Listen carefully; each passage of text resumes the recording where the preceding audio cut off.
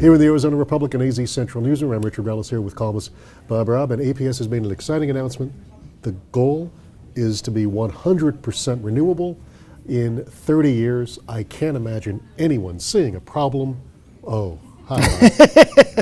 You see some clouds on the horizon. Yeah, and whether it's a goal or a commitment or not a symbolic commitment, the way that the APS new CEO described it is a little bit ambiguous, but what it seems clear is a desire to replace at least half of the existing generating assets, including relatively low-emitting natural gas, and charge captive ratepayers for the cost of it, irrespective of whether that's the more prudent course of action. And yeah, I mean, the point I make is, okay, if you want to do that, do that.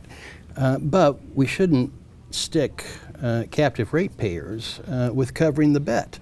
Yeah, let's have competitive electricity markets and let people choose. Yeah, and that's the point of your column. You're saying that we should let others play this game if APS somehow falls short. But you also have a warning sign that this is APS saying, we're going to create renewable technologies that they admit don't yet exist, but we're doing so using the bet that we can get the Corporation Commission to allow us to spend money that we get from the ratepayers. This announcement actually was an invitation to the Corporation Commission to order APS to purchase more utility-scale solar, because APS wants the winner on solar to be utility scale, which they control, not rooftop solar, which they don't control.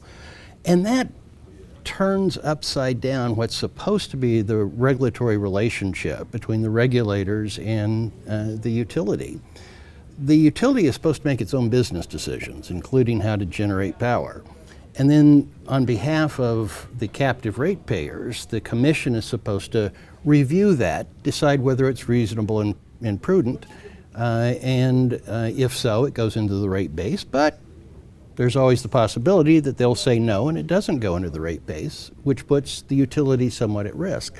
If the commission is ordering the utility to purchase a certain amount of power, irrespective of what that costs and irrespective of whether it's reasonable and prudent compared to the alternatives, it's going in the rate base, which is why I think the answer is to not have captive ratepayers.